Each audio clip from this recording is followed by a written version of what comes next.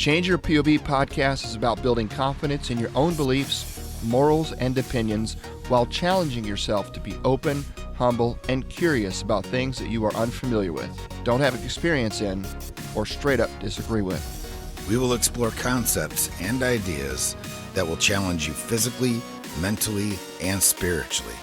Personal introspection is among the greatest skill sets you will learn to hone. The foundation of your success is rooted in trust, gratitude, and forgiveness.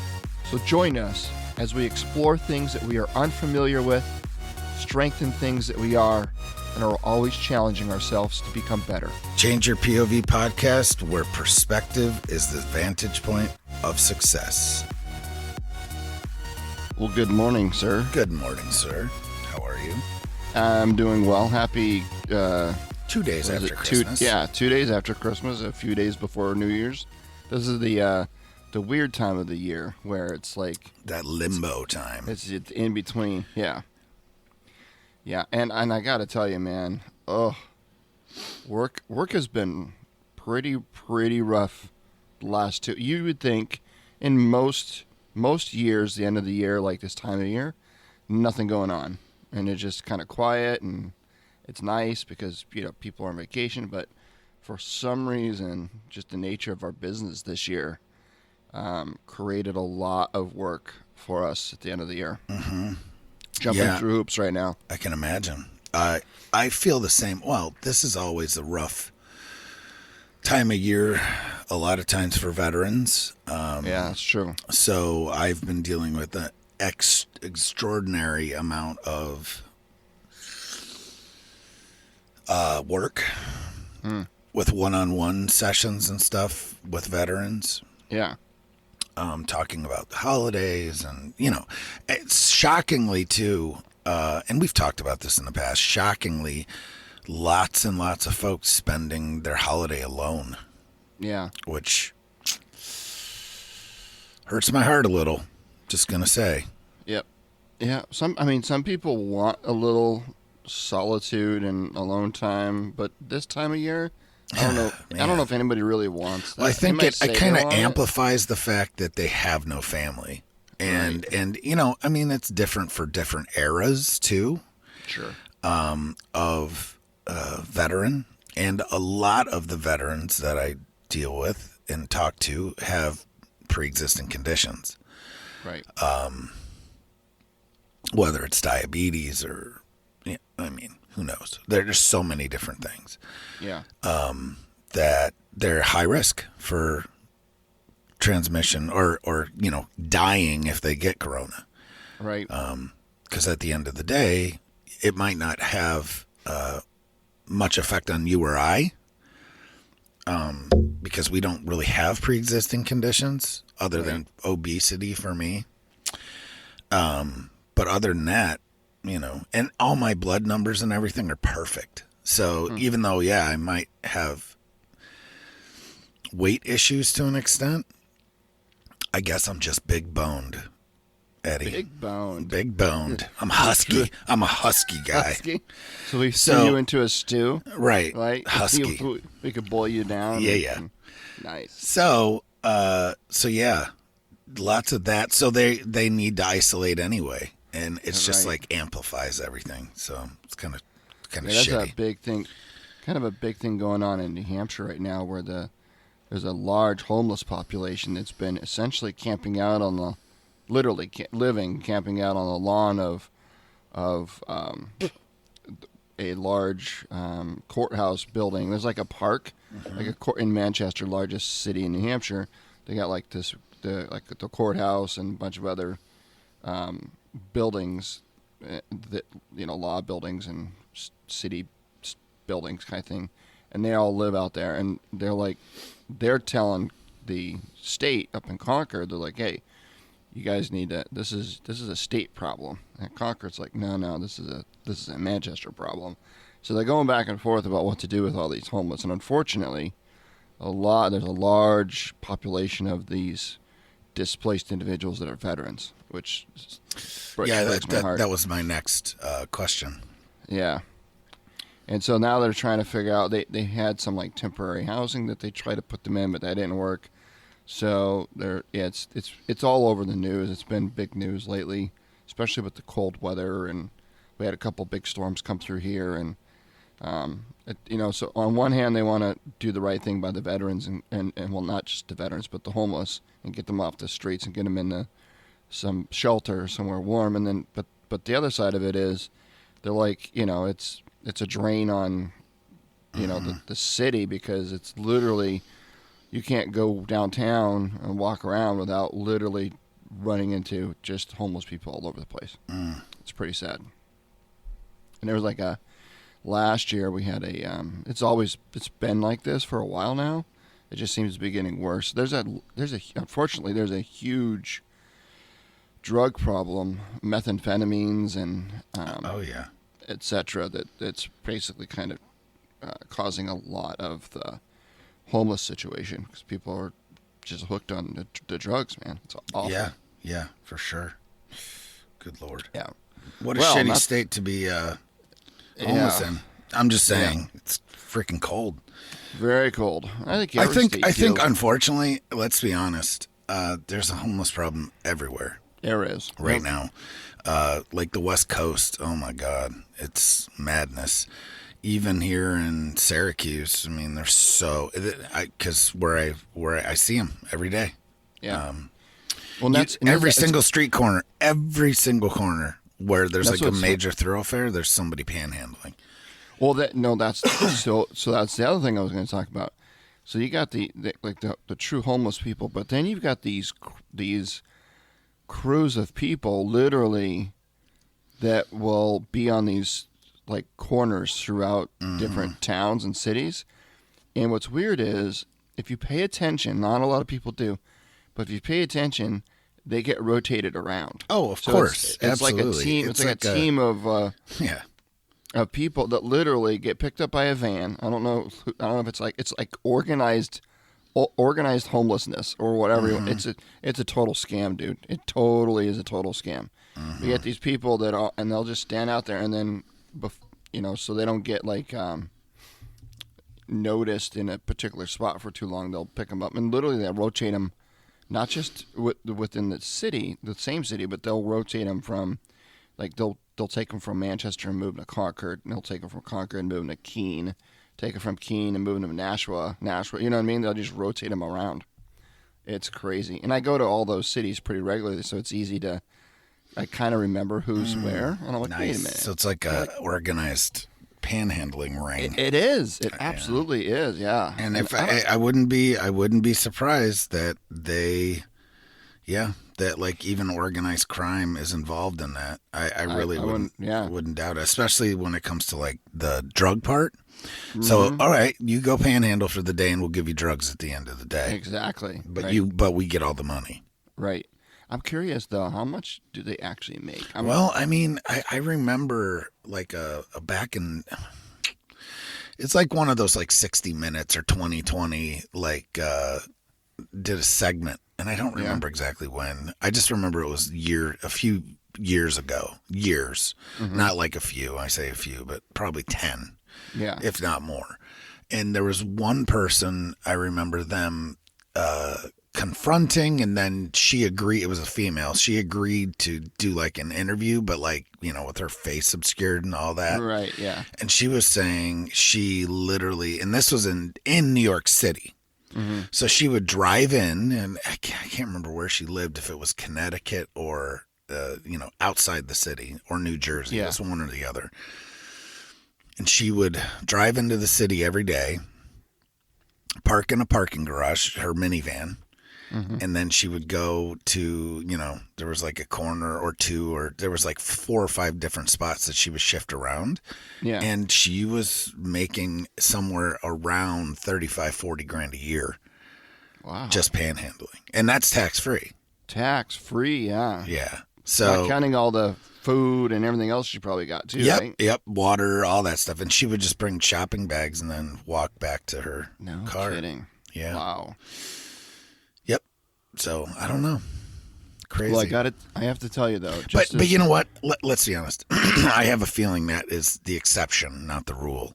Probably. Yeah. And at the end of the day, you remember Jordan Peterson? Name sounds familiar. He was on Rogan a few times. Okay. He's a psychologist in Canada. Yeah. Okay. Wrote the 12 Rules for whatever, which was a really good book. I don't know. It might be one. Actually, I have to look. But was it him or was it Simon Sinek that rewrote the homeless guy's thing? It was Simon Sinek. Rewrote. Oh yeah. Yeah, remember that story? That. He rewrote. Yeah. So he took the guy's sign and he rewrote it. And the guy got, like, this guy in his head knew that this is what he needed to survive for another day. Right. Right. And usually it would take him all day to collect that. Right. Simon rewrote a sign and the guy got it in an hour, 2 hours. I can't remember what he wrote. Yeah. So it's like marketing. It's like the homeless people need better marketing. Right. Or something. Right. Yeah. Yeah. Anyway, we're going down a rabbit hole, but yeah, that's really fun. I've always wanted to like travel to like a city that no one would ever like pass me and recognize me, and like wear some ratty clothes and create a sign and actually spend a day or two out and see what these guys get, how much they make. Oh yeah. I gotcha. You know what I mean? I'm just curious. That would be an interesting kind of a documentary. But there's so these guys, really quick, not to belabor this story, but so these guys that get rotated around, if you pay attention, which I do, I look. I'm an people observer. I don't know if I got that from the military or if I got it from being a corrections officer. I don't know, but I like pick up on things, right? And I noticed that some of these guys that get shuttled around to these different spots, like they're wearing some pretty spendy shoes, like like Air Jordans, right. And you know what I mean. It's just like I want to roll my window down and be like, hey, bro, just a tip, if you're gonna be out here asking for money, don't the Salvation Army and buy some different shoes, okay? Yeah, don't wear a pair of $250 shoes. I'm just saying. Well, it's like crazy. My daughter, I couldn't. It's like, man, why didn't I keep my sneakers? Mm-hmm. Because literally, my daughter she wanted these Jordans, and they're like the Carolina blue Jordan, $1,000, bro. Oh my God! I did not buy said sneakers. You're like, but I know. But for her birthday, which is right around Christmas, so we always make an effort for her not to get screwed, meaning because, like to combine gifts. Does that make sense? Yeah. So we always make the effort to not, and really make a concerted effort to not lump them together. Well, if I were you, is her birthday before or after Christmas? After. All right, so I would do is just buy her Christmas gifts, and then when she's done unwrapping her Christmas gifts, take them all back and then wrap them up in birthday paper. Right. And have her open them again. That's what I said too, but my wife freaked out, so just kidding. Put her foot down. Yeah, saying, exactly. That's not happening. No combined gifts. So she just got a pair of, I think they're like $300 sneakers, which to me is asinine. But you know what? Spend your money the way you want. It's your money. But that's right. Christ almighty. Good for her. Just tell her when she's out panhandling to take them suckers off. Start charging rent. Yeah. Start paying in installments. Okay, give me a shoelace. Holy Christ. Oh, all right. Well, let's get back on track here. Episode 227. Title of this show is 10 Books of 2020 and top 10 books on the list for 2021. We're going to get into that. 5 for you, 5 for me. That's right. But before we do, just want to remind everyone to go check out our website, www.changeyourpov.com. And while you're there, you can click on a button to buy us a coffee. Thank you very much. All that money goes right into our mouths in the form of hot beverage. Beverage. It also helps kind of defer some of the costs of the show because this is not free. Yeah, and not even close. We do it because it's fun, and we think we're adding value. At least I'd like to think we are. Nobody's told us that we aren't.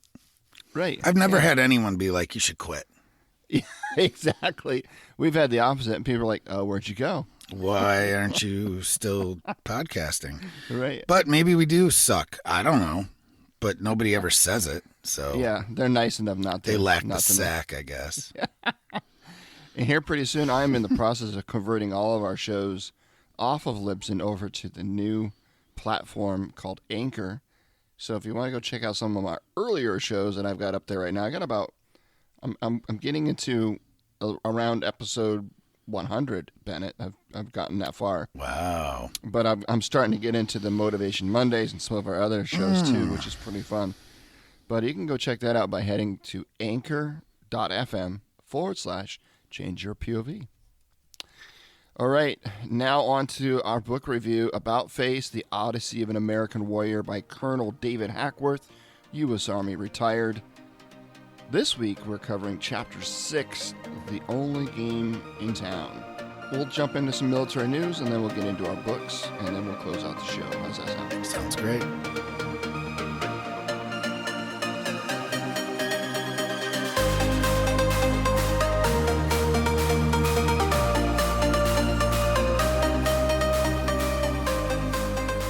So the only game in town, number 6.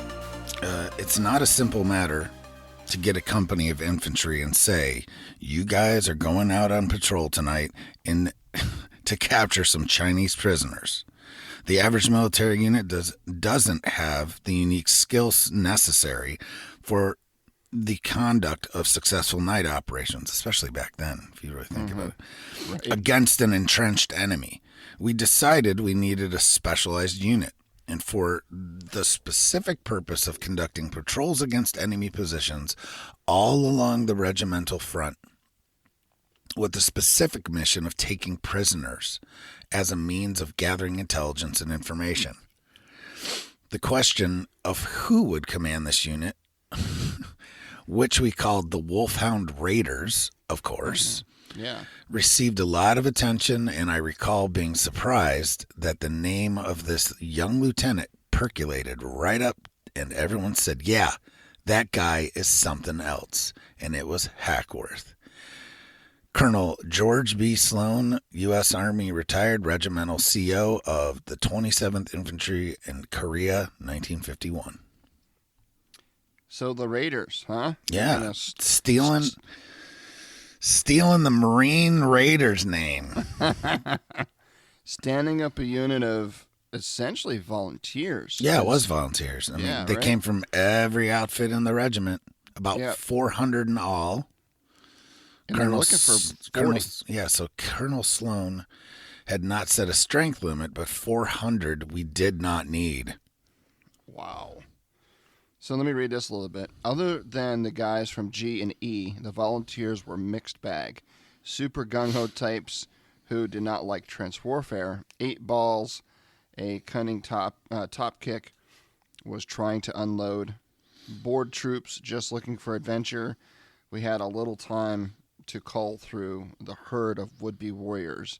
We were on a short fuse to get ready. With our first raid scheduled within a month or so, I relied on a few of our former E and G NCOs who knew what we were looking for to conduct the interviews. They quickly sent the jerks and thrill seekers marching. The best and bravest they sent to me. Crispino, who I'd made Raider platoon sergeant, sat in my sessions with these first-cut candidates, and between the two of us, it was usually easy to assess a man's mettle. For times when it wasn't, this is the part I really wanted to read you. I just found this interesting. For the times that it wasn't easy, Chris had devised a brilliant screening technique. I'm going to use this in my next interview that I hire for. A screening technique that he instantly separated the men from the boys. He'd taken the powder out of a frag grenade and fired the primer cap separately. Then he'd reassemble the thing, and now, as I interviewed potential raiders, Chris would sit there playing with his demi-grade. Near the end of the session, if I still wasn't sure about the man, I gave Chris a wink, and he'd accidentally dropped a grenade. Accidentally. The safety pin would fall out, and we'd jump back, horror and shock on our faces, meanwhile studying the guy's response to this live grenade spinning around on the floor. If the volunteer froze, we knew we didn't want him. However, if he threw himself on the grenade, we thought he was nuts, or at least suicidal, and we didn't want him either. Oh, my God. But if he grabbed the thing and threw it out of the tent, or if he cut a trail out of the place himself, we knew he had a good sense, and he was a cool hombre and a real Raider material. So I think that's kind of interesting way to kind of separate the wheat from the chaff, so to speak. Oh, my God. But it's insane. It is. But one of the things they ended up doing later in this chapter is they got they stood up this unit, and at the time, of course, big army makes these decisions in a vacuum oftentimes. And right around the same time, they had disbanded all of the Rangers out of the Ranger battalions. Right. And they did that because in their infinite wisdom. Yes. And I found it interesting the reasons why they did this. They did it because they were finding that your regular conventional military platoons, companies, battalions, etc., they were losing all of their top studs because all the studs were basically moving to volunteer for the Rangers and the Ranger battalions. Right. And they said that it was leaving these units without what do you call it? Inspirational people to follow. Right. Because they're all going to. Right. So if you have one stud that stays in a regular unit, that one stud is essentially responsible for motivating and bringing up the esprit de corps of the unit. Mm-hmm. But if you let him volunteer to go to the Ranger battalion, then you're left with it. And I think that's an excuse. Isn't that an excuse? I that's would a agree. Leader's responsibility. Yeah, exactly. Right? Duh. Yeah. So if you don't have a unit full of fighting men with the appropriate mentality and esprit de corps, that's your fault as a leader. Yeah, agreed. I think they were leaning way too much on the gumption of the spirited warrior to fill that role. And so, in good nature, in good fashion, the military, remember we were talking about overcorrecting, decided to completely disband all the Rangers and force them all to go into these regular units, which caused this huge not vacuum, but maybe opportunity is a better word, for Hackworth to bring on some of the best volunteer fighters to come into his newly assembled special unit, right? Yeah. Good Lord. Which he did do that. And he got, like you said, 400 candidates, and they whittled it down to 40. Mm-hmm. Which, if you got, basically, Hackworth was given a blank check. Whoever you want, however many you want, and then whatever you need is, it's totally up to you. Which is a good place to be, but it's also a scary place to be, because if he couldn't figure out how to make it successful, then he's got no one to blame but himself. Because they're like, listen, you were given carte blanche to do and whatever they gave him you wanted to do. so much freedom to do this. Yeah, right. And they basically went around and acquired. In the military, we never called it stealing, because you don't really steal. You acquire equipment. You repurpose it or acquire it. Yes. So I had a real quick story. I had a guy, and when I was in the Army, I don't want to embarrass him, so I won't say his name, but we're still pretty close friends today. And he's actually still serving in the Air Force, Air Active Guard. But anyway, super cool dude. Anyway, he was one of my troopers back when we were in the Army, and this guy, he could acquire anything we needed, right? So all of a sudden, my truck, we're getting ready to go on a field training mission out in Fort Hood for a couple of weeks. And so the Thursday or Friday before, our mission, we were gonna draw weapons and roll out first thing Monday morning for a 2-week field training exercise, and we're doing PMCSs and trying to get our vehicles up to speed, ready to go the week before. So Thursday or Friday, all of a sudden, there's something in my some switch, some like computer, I forget what it is now, but something underneath the dashboard of the truck was out, of my truck was out, which was not allowing it to run or wouldn't start or something. I can't remember exactly what it was. And I was all types of pissed off because now I was going to have to try to borrow like some other lieutenant, like soft top Humvee. Right. Stop Yeah, and we had the turtleback Humvees, and I hated the soft top Humvees, and so that's like my plan going into the training mission, that 2 weeks of training was to be borrowing some truck that I just didn't want to, and I was not happy about it. So I showed up to work Monday morning to draw weapons so we can roll out, and by the time I get down to the motor pool, all the trucks are already staged in line, cranked up, ready to roll. And who's leading the pack? None other than my truck. Not the borrowed truck, my truck, the one that didn't work like the Friday before. Oh my right? God. All of a sudden it's up and running. And I looked at him, I was like, "Hey bro, like how'd you get the truck running?" He goes, "Don't worry about it." I'm like, Don't worry about it. Seriously, how'd you get the truck running? He goes, "Don't worry about it." He goes, "But if Major so-and-so needs to go out to the field anytime soon, he's not going to be able to start his truck." Good Lord. I'm like, got it. Yep, got it. So, needless to say, my section specifically, our platoon never went without, but our section, and particularly my truck, never went without. Basically, we had brand new antennas, we had brand new everything, and my truck was tip-top shape, right?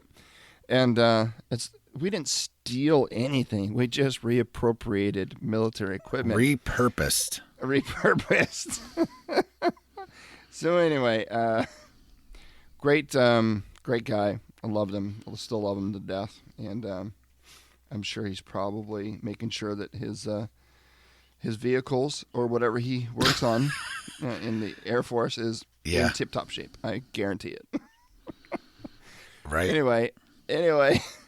So yeah, man, great chapter. Is there anything? I mean, I didn't want to. This was a little bit of a longer one, but it was essentially they're just basically getting ready to go out and conduct all kinds of we call it secret squirrel missions. Secret squirrel missions. Yes. These guys were given essentially the hardest missions, the missions that most Army units wouldn't even consider doing, like literally sneaking around at night. And of course, like you kind of alluded to back then, it's not like they had all the the whiz-bang, G-Wiz night vision goggles and things that we use today. They definitely didn't have any Cray-Tech crayons that they can mark up on trees and things like that from battle site technologies. Well, I do have one thing I want to read. So yeah. Just funny. We waited 47 men, including rear and flank security. This is out on one of these missions, right? Yeah. Lying prone in a kill zone about 100 yards long. Our weapons were set to full auto with safeties off. Grenade pins were straightened too. All the raiders were connected to one another by way of a thin wire running from hand to hand. 3 quick pulls and this is what we're talking about, right? Alluding. 3 quick pulls on the wire meant enemy. Then 1 pull for every joker entering the gauntlet. I was in the center of the ambush. I'd trigger it with a blast from my submachine gun only when the fish were well into the net. With Don Neary, my RTO, simultaneously firing a hand flare, our SOP then called for each raider to fire 1 mag, toss 2 grenades, and pour in another mag. God. Wow. After 3 hours of waiting, the only blood drawn was our own. The ambush site was in mosquito country. Big mosquito country. None of us used repellent. Chinks could smell it as easily as aftershave soap, tobacco, and toothpaste. We couldn't slap at them because noise traveled loud and far at night. See, that's something else that people don't know, that sound totally travels differently at night. Yeah. We waited and reluctantly contributed our blood. It was well protested. Jim's suit was a giant man, and his jacket was like a tent. I could almost crawl up into it. A lot of the guys who, like me, hadn't thought they'd need their field jackets were not so lucky. But just as they'd set up the ambush, now they were maintaining it like pros. God, this is the worst, man. Right? Fucking mosquitoes. I hate them so much. Thousands of little stinging bites on hands, faces, and necks. We had no contact. The mosquitoes finally won by a TKO. We had to get home by daybreak. So, wow. Yeah. And you know that they got to nurse their bites for days after that. Right. Yeah. So let God. me just finish this last part because we saddled up and took a different route back to avoid the possibility of chink ambush along the path. Every time I say chink, I'm like, Jesus. Path we had taken out. We had about 400 yards to go when the sun started to peek its nose out of the eastern sky. Chris was leading, and I told him to pick up the pace, and suddenly he stopped, dead in his tracks. He slowly turned and whispered in my ear, "I smell gooks."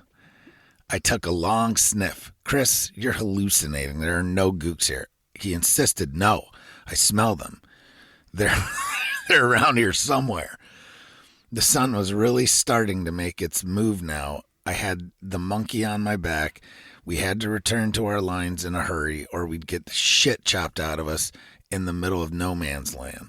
So no one had told me the Raiders' maiden voyage was codenamed Titanic.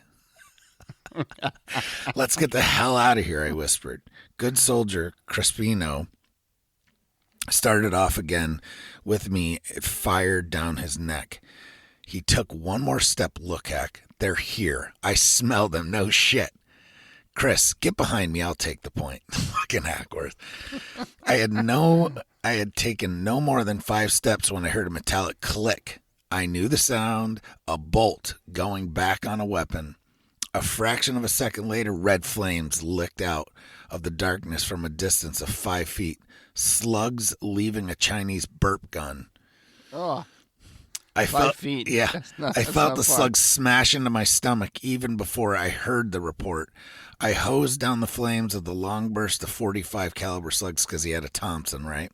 Yeah. So simultaneously jumping to the right and hitting the deck, the Raiders took up their anti-ambush positions automatically as I tossed 2 grenades while spraying another mag.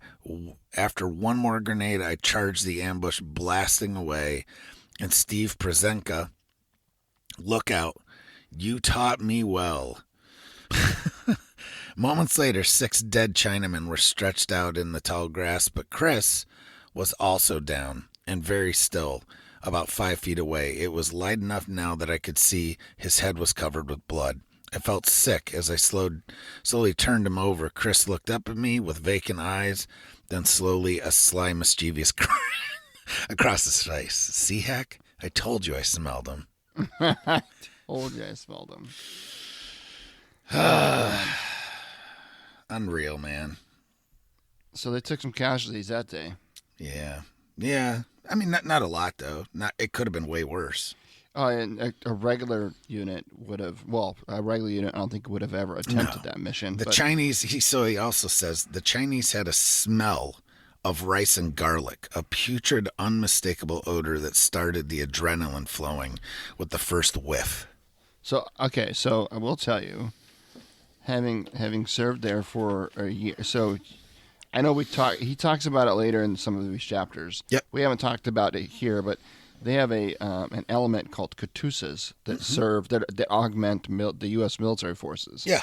So Katusas are the Koreans, South Koreans. That you got the Rock Army, Republic of Korea. Yeah, because they have Rock Marines. All right. So you got the Rock Army, which is like your Republic of Korea, your regular army, and then you got the Katusas, which augment. And generally, your Katusas are going to be of higher caliber, higher social standing in terms of. That's what you could say. So not necessarily higher caliber. No, the Rock Army soldiers were definitely higher caliber in terms of soldiers. The Cattousas, they come from money, right? So it's kind of like the yes. Gotcha. Yeah, so your Cattousas would be like equivalent to, all the children that go to like private schools for high school in the United States, right? They come from money, their parents have influence or something, and so they serve, but they don't serve in the Rock Army. They serve as Cattousas to augment the U.S. forces.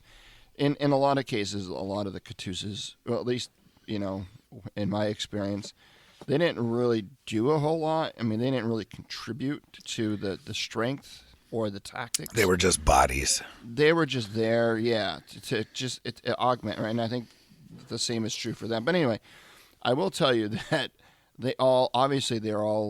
we're in their country and they're augmenting our forces. But they eat with us. They have their own barracks that they slept in, things like that. But they would one of the staples in South Korea was kimchi, right? Oh, yeah. I love that kimchi. shit. Do you? I love it, bro. My God, I can't stand it. I like all that stuff. I love all that stinky stuff. My God. I love it. So kimchi, for those that aren't familiar with it, it's fermented cabbage, right? They literally take cabbage and they stick it in like a clay jar. With all kinds of spices and amazingness. And they bury that shit in the ground for like months. And then when they finally dig it out, it's all rotten and fermented, and they put some like spices in it, and it's spicy. Oh, but good. The point I'm getting at is you eat enough of that, and when you start to like perspire or sweat, oh yeah, man, you smell. You smell different. Like bug spray, bro. Yeah, exactly. So when he says that we smelled that when Prezenka said he smelled the gooks, I totally understand what he's talking about. Yeah, man. Because the things that you eat causes you to smell different, than everyone else. Yep. It's so weird. Well, duh. I mean, it's it does make sense. Oh my God, it does. Yeah, man. I love it. Whew. I love kimchi, bro. I like most fermented foods. It's just really. Do you like sauerkraut too? I love it. Oh, see. No, can't do sauerkraut. Man, you're such a baby. I know. You realize, I bet you like chocolate, though, don't you? Yeah. Chocolate's a fermented food. Not even close. It is. I swear to you. I'm sure it might be, but it absolutely is. It's not anything like chocolate and sauerkraut are not even in the same family. Except for that they're fermented. Yeah, they are. Just saying. I know. True that. Oh, all my. Right, man. The Only Game in Town. Thank you, Hackworth. Chapter 6. Go ahead and grab your book right now. We're gonna Did we put the link to the book up on our site yet? No, I haven't gotten there. Okay, we will eventually get the book. I'll hope to get it up this week. All right, I'll send you the link and you can throw it up there. The holidays kind of slowed down the website build, so.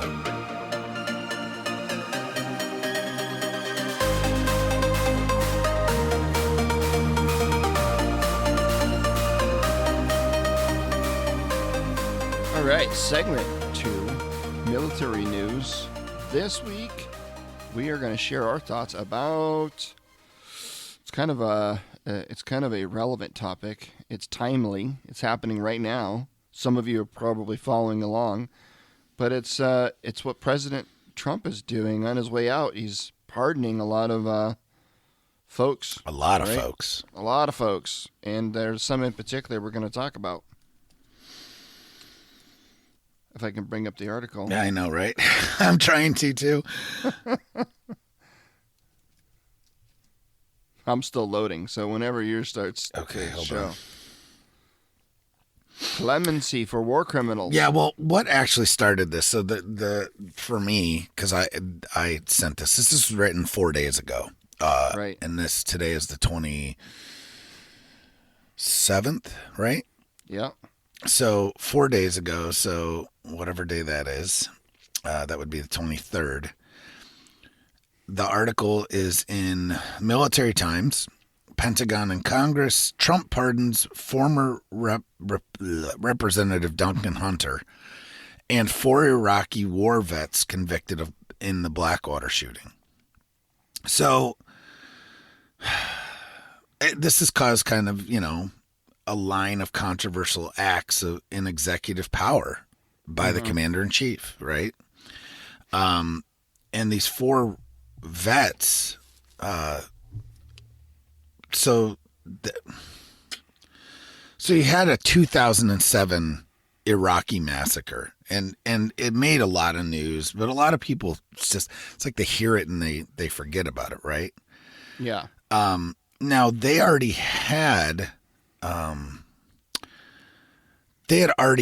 reduced sentences, from what I remember. This was last year. I want to say in like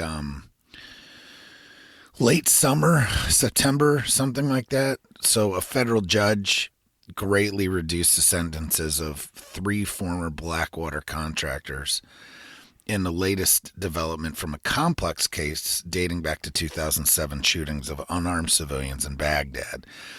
So you had Paul, I can't even say his name, Slough, Slow, Paul Slow, to 15 years in prison, Evan Liberty to 14 years, and Dustin Hurd to 12 years and 7 months. All 3 had received 30-year terms in the 2015 trial. Now, what in the hell? An incident that happens in 2007, and you're not getting to trial until 2015. Right. What in the hell? So that was a mandatory sentence for the commission of a felony while using a military firearm. A 4th defendant in the same trial, Nicholas Slayton, Slatten, was sentenced to life in prison. So that's the 4 that he And they were pardoned. all Blackwater at the time. They're all Army vets, but they were all, So the case stems from the chaotic 2007 incident when the men's Blackwater unit opened fire at a Baghdad traffic circle, killing 14 unarmed Iraqis and wounding 17. The men all essentially blamed the fog of war, claiming they mistakenly believed they were under attack. So it's that's a tough one, bro. Like, I don't know. I mean, I've been trying to look into even the specifics, but good Lord. So was it? I'm not familiar with that case. But see, at the end of the day, these convictions were all overturned on appeal in 2017. Oh, okay. And the 3-judge panel ruled that the 30-year mandatory sentence was unjust and excessive.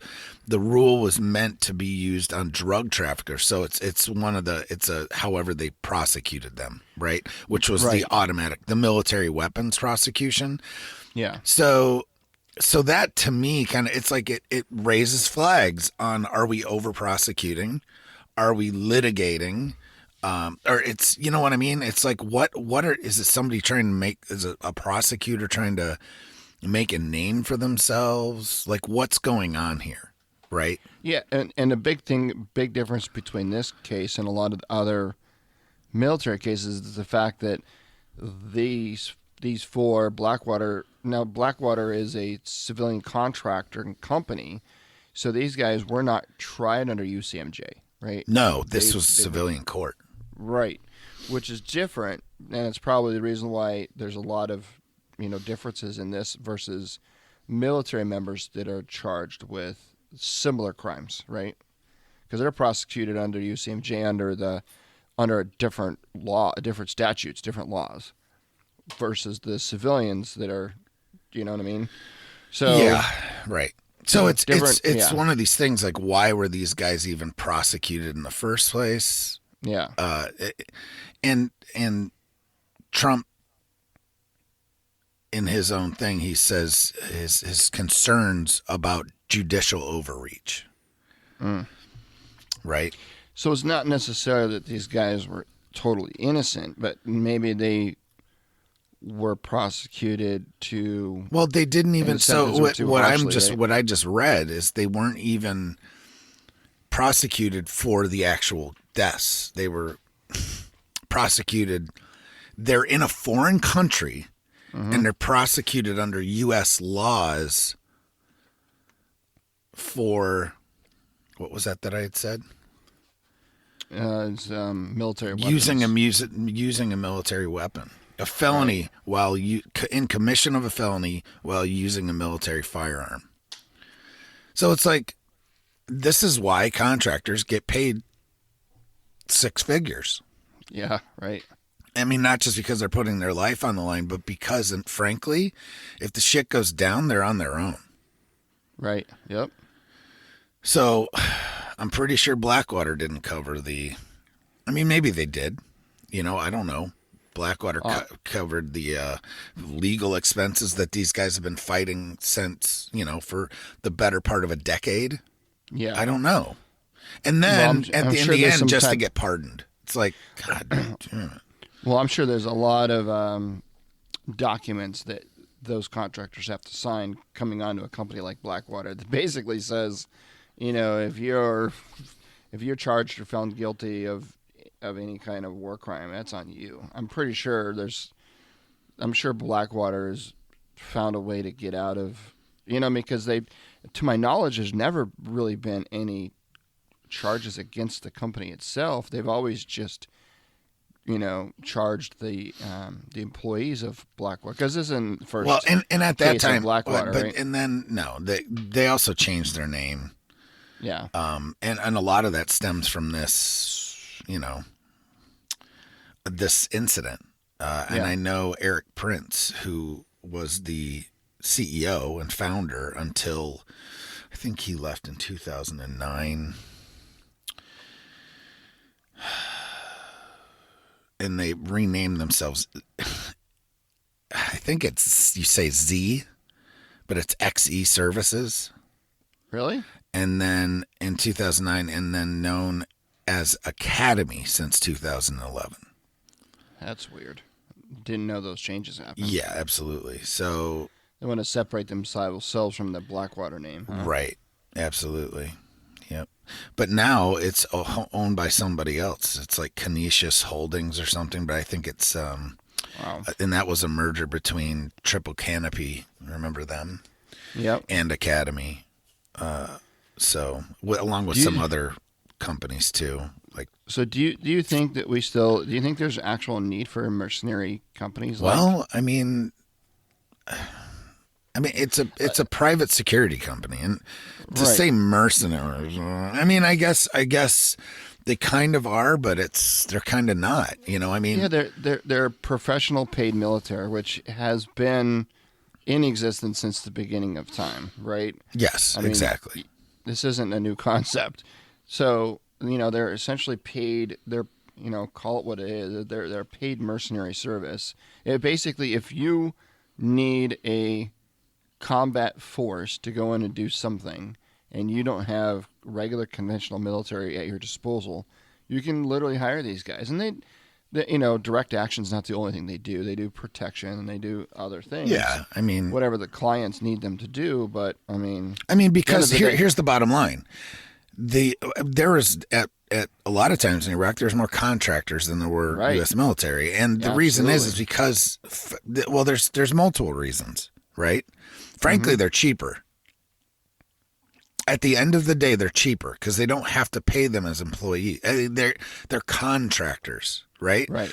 Yeah. So the company, they give them a $20 million contract, right? Yeah. And then it's over. That's all that they do. That's all that they have to put out. Mm-hmm. In the military, the State Department. It's like the State Department doesn't have a huge security branch. Right.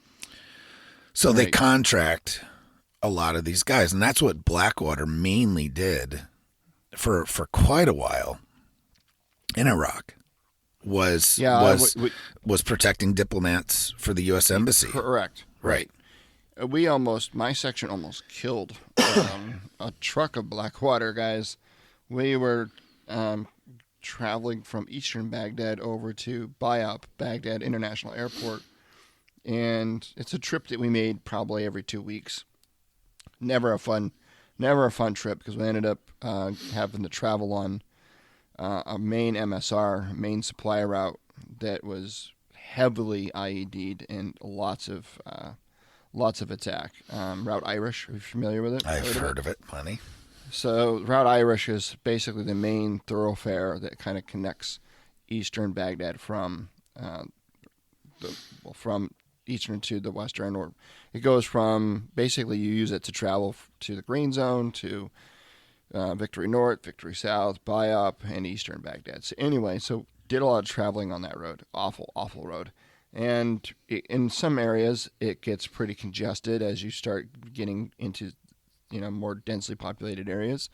And there was this truck that ended up, we were on the main road, and this truck kind of came off of a side road and cut like right in front of us, and like aggressively right in front of us. It was like out of something. I mean, people drive very aggressively over there anyway, but this definitely stood out to us as like he went out of his way to get in front of us, and we're like, what the hell's this guy doing?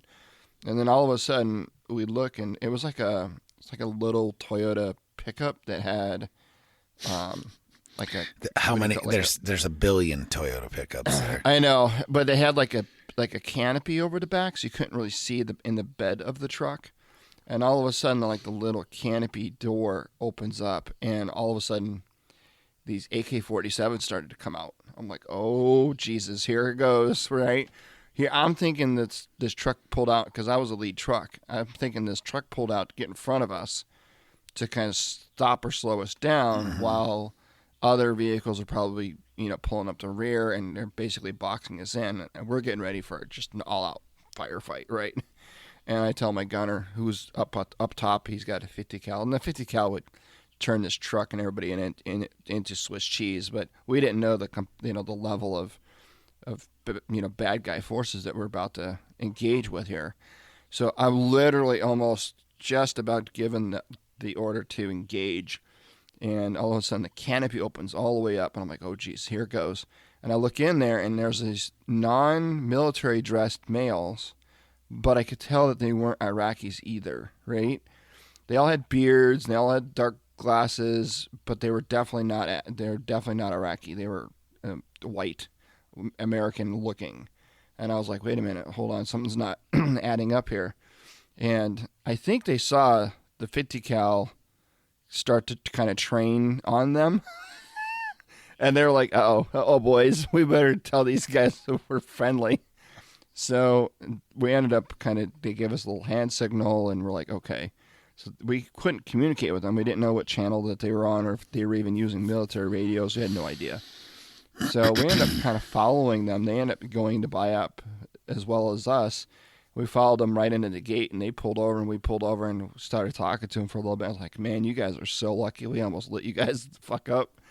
And he's like, yeah, we saw your 50 cal start to train on our truck. We knew we got to do something, otherwise we're done. Right. So, and it's just, that's the thing, is they operate so independently of military forces. And I think that's the advantage, but it's also the disadvantage, right? They can operate autonomously, but man, they put themselves in a lot of sketchy situations, not just with the bad guys, but even with coalition forces. The good guys, right? Yeah. The so-and-so quotes good guys. So, right. Yeah, man. Right. So talk about the other lieutenant. So moving on to another one of the pardons, there was First Lieutenant, oh my God, the guy from... Yeah, Clint Lawrence. Yeah, so he was from that documentary Leavenworth you had talked about. So Army First Lieutenant Clint Lawrence, convicted of second-degree murder and the death of 2 Afghans, was given a full pardon from the president for the crimes, as well as Army Major Matthew Golston. But so we were talking about Lawrence, and you're right. So it's actually the original documentary, I think, was put out by Stars, but it's since now you can now get it on Netflix. So if you go to Netflix and you look up documentaries and you look for the documentary called Leavenworth, that is a story of Lawrence. So if you're not familiar with the case of First Lieutenant Clint Lawrence, currently serving a 19-year sentence at Fort Leavenworth for murder, then you've probably, you're not a regular on Fox News viewer, court-martialed and jailed in 2013 for the deaths of 2 unarmed Afghans killed by men under his command. Lawrence was later adopted by Sean Hannity and other conservative commenters as a victim of Obama-era political correctness run amok. That's just one of the reasons that the Lawrence case is not a typical true crime tale. The 5-part Starz miniseries Leavenworth, on the other hand, adheres closely to the familiar true crime television template. It's not a great match for the material. There's a compelling story to be told about Lawrence and his fate, but its desperate elements and unusual emotional and political fault lines would test the most skilled documentarian. A feature filmmaker for the matter, the pieces are there in Leavenworth. So I watched that documentary, and it's one of those things where you go into it thinking one way, and you end up coming out of it thinking, like, it's so weird. Like, I watched that documentary, and I kept going back and forth between he's guilty, he's innocent. Mm-hmm. He's guilty, he's innocent. It's like you listen to him speak, and you're like, oh, yeah, he's basically a pawn in some bigger scheme. And then you listen to, like, his guys that were on the ground that he basically, commanded and gave the order to. Right. And there's guys who are like, no, he straight up killed him. You know what I mean? It's like, oh, wow. So it's like, it's a weird documentary because I got done watching it and I'm totally, and again, I don't have all the facts in the case. I wasn't, you're not really privy to all the behind the scenes, but just based off the documentary. One thing I could say, though, is, sometimes documentaries lean one way or another. Oh, of course. You get done watching the documentary, and they've done a really good job of convincing you to lean whatever direction that documentary was meant to lean. This documentary was different. It really did, and it did what I think a lot of documentaries don't do very well, and that's really show both sides of the coin. Yeah, so really, like, leave you like, I don't know. Yeah, I got done watching it. It's a multi-part series. Mm-hmm. I got done watching it, and I'm like, I have no idea whether this guy is guilty or not. Well, it's like we've had a lot of this lately with, like, Eddie Gallagher, the SEAL, that was, held in jail for a long time. There was just a ton of, like, just horrible shit done to him and his family. Yeah. And I think at the end of the day with that,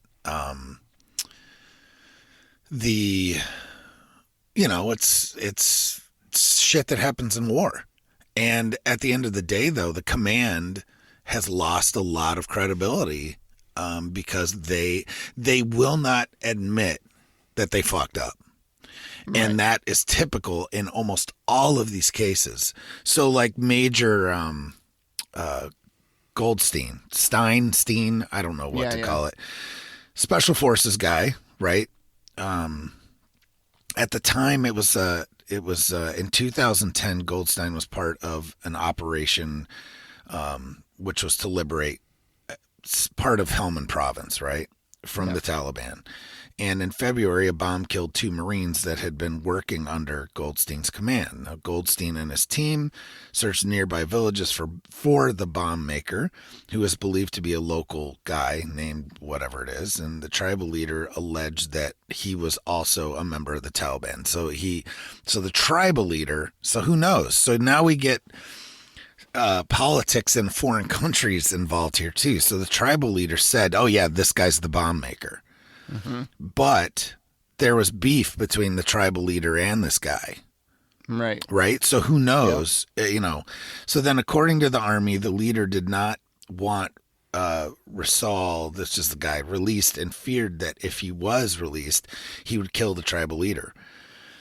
He allegedly admitted to the killing. Now this is the major, as part of a lie detector test taken during a CIA job interview in 2011.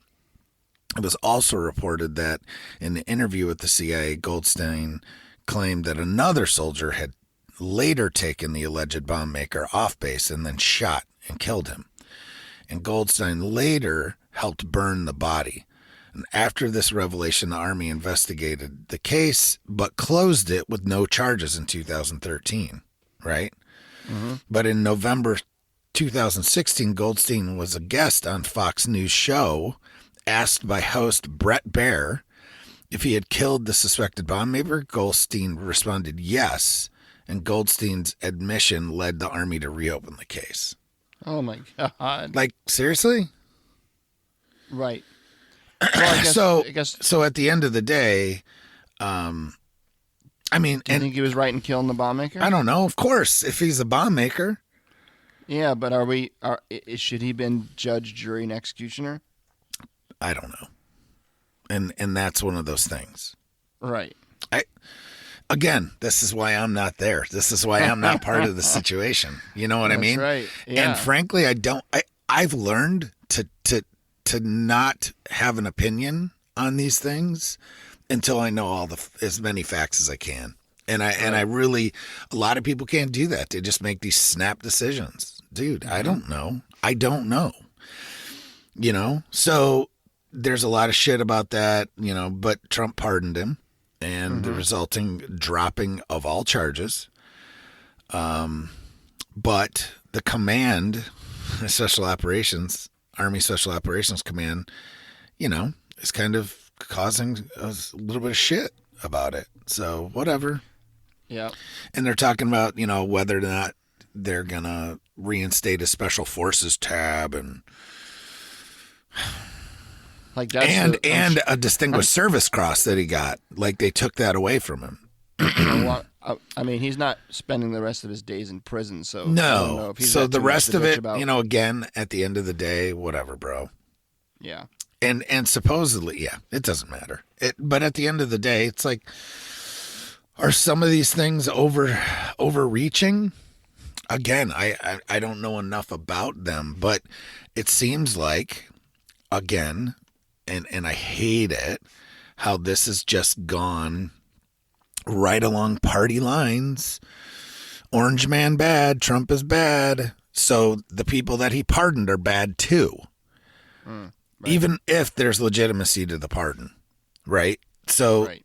And this is unfortunately, you have lawmakers like Jack Reed, Democrat from Rhode Island, your neck of the woods, sort of, comes out and blasted these moves as sending a damaging message, not just to the troops involved in those judicial proceedings, but the rest of the armed forces as well. So it says disregard risks undermining the confidence of our service members in the rule of law, especially those courageous enough to bring allegations of war crimes to light and testify against their teammates, said Reed, an Army veteran who served as an infantry officer in the 1970s.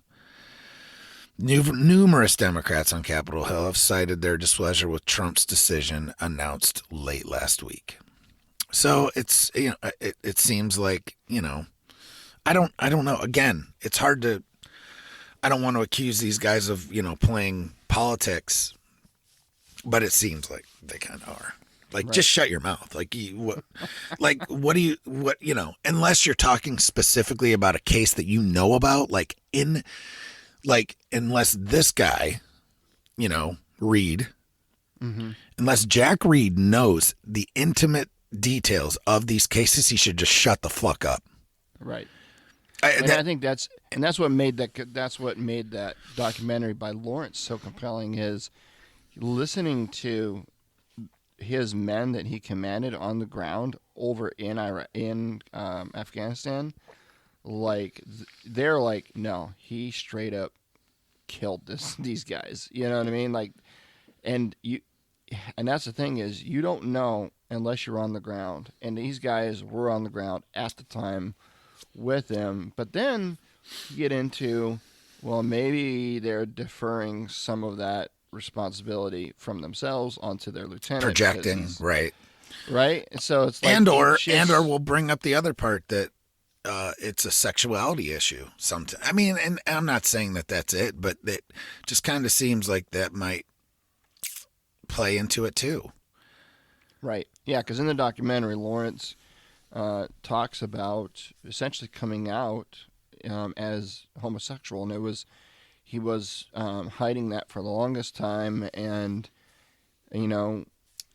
that was a big part of who he was, and I think that ended up kind of coming out onto the surface while he was deployed there, and there's some elements of maybe his guys were.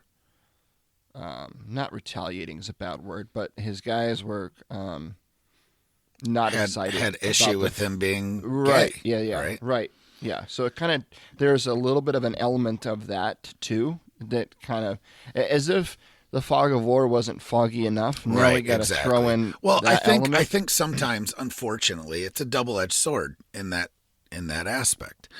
I remember having a leader in the Army who I found out was I knew he was gay, just knew it, right? Mm-hmm.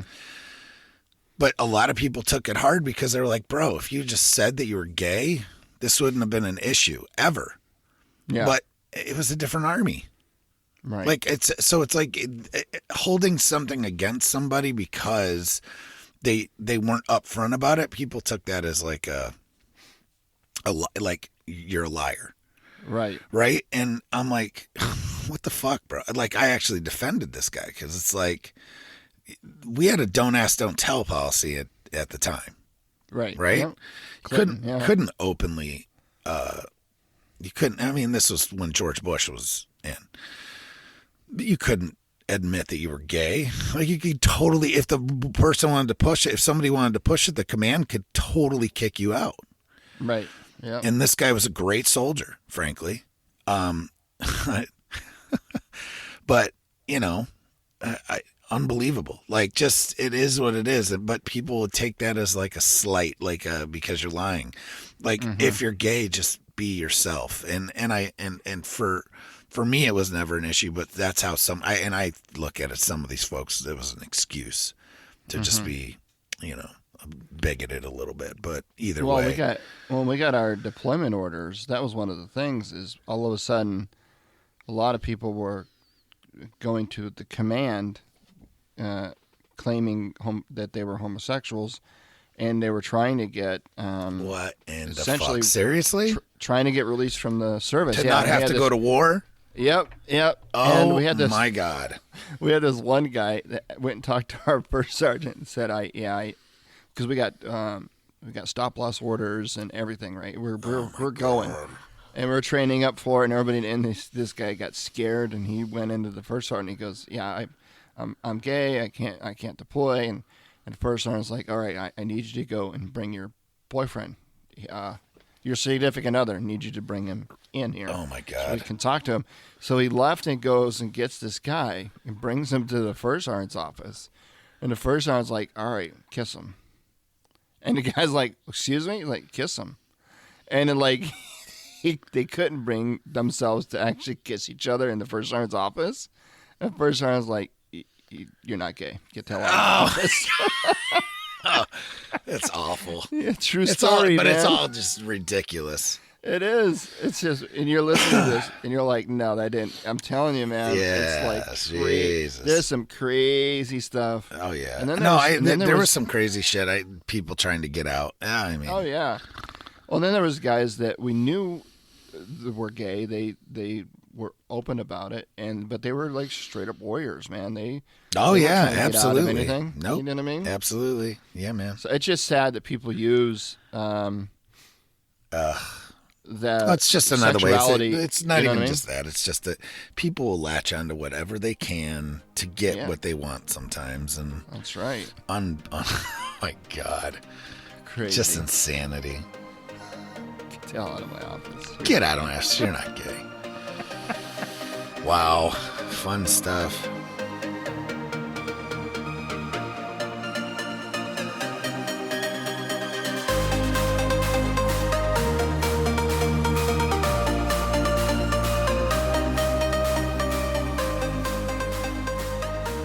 Yeah, we're talking about books. We're already there. More books. Yeah, we're talking about books. So what we decided, and this is kind of a tradition of ours, at the end of the year, we generally talk about books that we've read and what we liked about them. And then I thought we would also add in maybe some books that are on our list to read in 2021. So what we've done is I've read more than 5, obviously, and as have you, but I wanted to pick 5 top books that I read.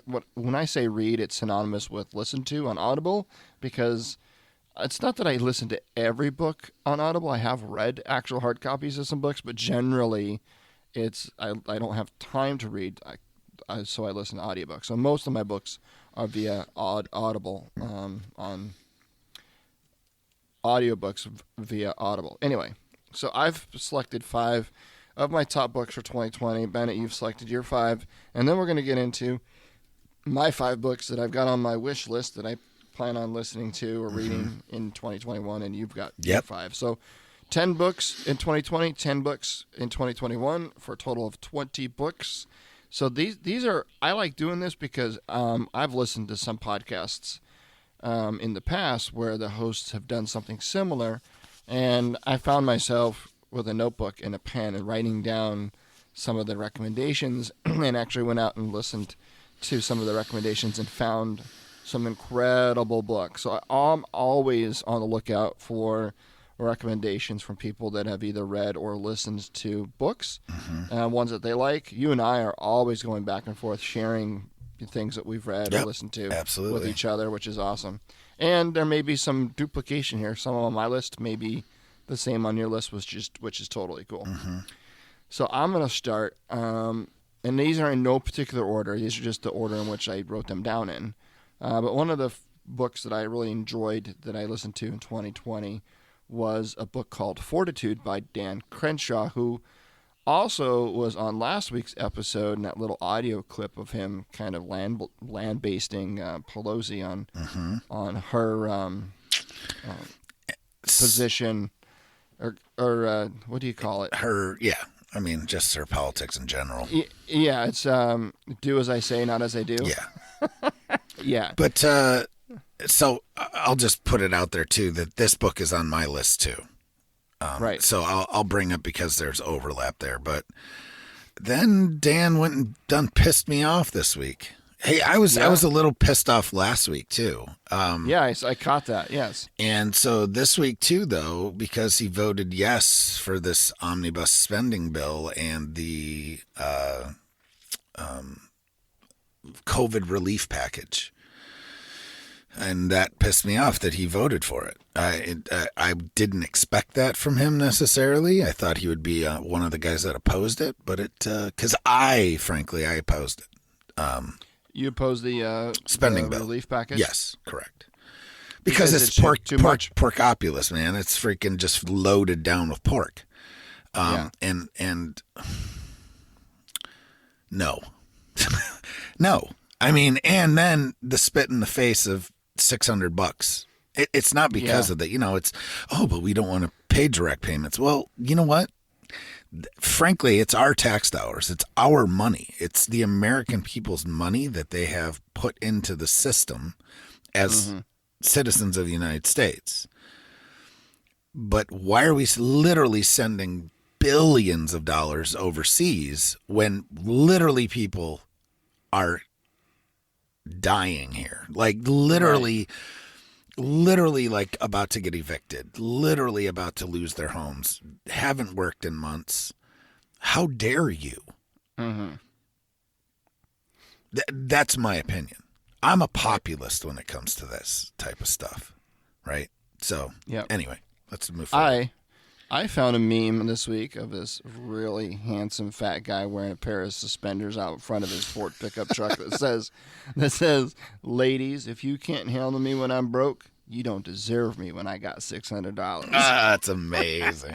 So yeah, there's just memes everywhere. It's just kind of a joke. It's like a slap in our faces. Right. And you know what? No, people don't have to agree with me, and people might not. But if you go through the spending bill, it's insane. I mean, just the one where that's $10 million to Pakistani gender studies or whatever it is.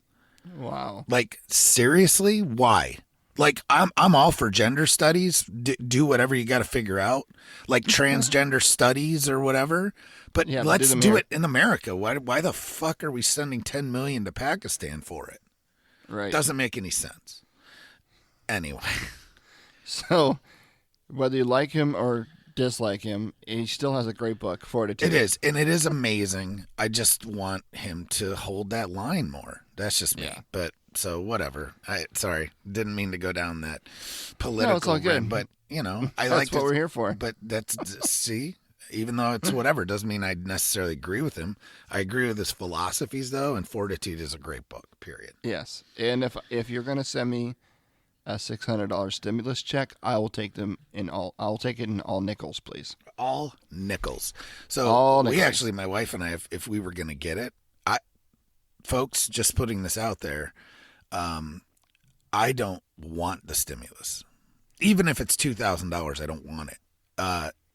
You can't opt out of it, unfortunately.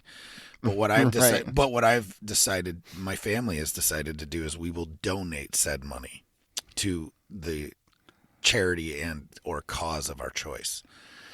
Oh, that's nice. Well, it's just because we will not be donating ours. We're actually going to put it away in the bank and save it, because at some point down the road, Uncle Sam's going to be taxing us and asking for it back. I'm sure that's absolutely sure that's happening. Just to replenish the money that has already been paid in. Right.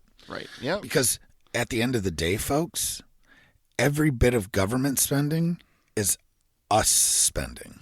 Yep. And we're going to pay for it one way or the other. No matter what political ramification or what political ilk you follow, tax dollars are our dollars, period. And if you think there's no such thing as a free lunch, if you think all this stimulus money is free money, it isn't. You're going to see it. You're going to see your town taxes are going to increase, land tax is going to increase. Somebody's paying for it. You're going to, either way, income tax is going to increase. You're going to end up paying for it. It may not be all at once. So you got it all at once in the form of a check in the mail. You're going to end up paying it all back, and it's just going to be nickel and dime. But the government's going to get their money back. It's just going to happen. So my number 2 is Never Split the Difference by Chris Voss. Incredible book. Are you familiar with the app called Mastermind? Is it Mastermind? Hold on. Is it? Masterclass. So there's an app on iOS. Yeah. Called So Masterclass is just, it's like it's kind of like Teachable, sort of, but kind of, yeah. Yeah. And there was a Masterclass. This is how I got introduced to the guy. He had a Masterclass on negotiations. He's like a world-renowned FBI negotiator, and he's negotiated tons of like hostage situations, and that's how I first heard of Chris Voss. And I did the Masterclass. I thought it was incredible, and then found out that he authored this book, Never Split the Difference. So I got it. And one of the things that I really enjoyed about this book is I listened to it, and it was narrated by himself, which is always makes for a better book, I think, in my opinion. So if you're not familiar with Chris Voss's work or have never heard the book, highly recommend it. Never Split the Difference. Well, it's Never Split the Difference, negotiating as if your life depended on it. So it's definitely a business. It's got business overtones and everything. So right, but it's really good. Which those are the books that I enjoy. And then a lot of people are like, "Wow, you're listening to self-help books for fun." Yeah, I'm kind of a geek that way. Yeah. I like that shit. I don't know why, but I do. I'll listen to like fictional books from time to time, just as an escape to kind of think about something. Like my son and I, he got me listening to, when it came out, Ready Player One. Remember? Oh, great! Yeah. And Ready Player Two just come out, so of course that's on my list, and I will be listening to it. But it's not going to be on my top 5 listens of the year. It just isn't. And did you watch the movie too? Ready Player One? That's pretty good. Yeah. They did a pretty good job, but the book is fabulous. Right. Way better. I suspect they're going to come out with a Ready Player 2. I'm sure they will. I imagine. Yeah.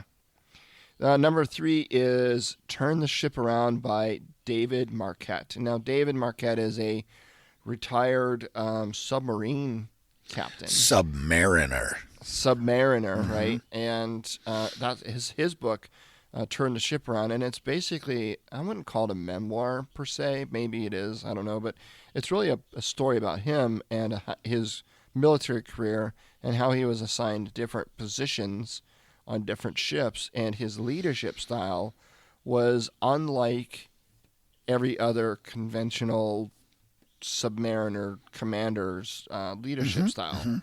And I found it incredibly interesting, and I really enjoyed it. Well, he's actually got a leadership system now, too. Oh, he does? Called intent-based leadership. Oh, okay. Which comes from the development, because he was a captain of a boat. And I think, was it the Santa Fe? Yeah, Santa Fe. Yeah. Yep. So he, great leadership techniques, and he created this system now called intent-based leadership.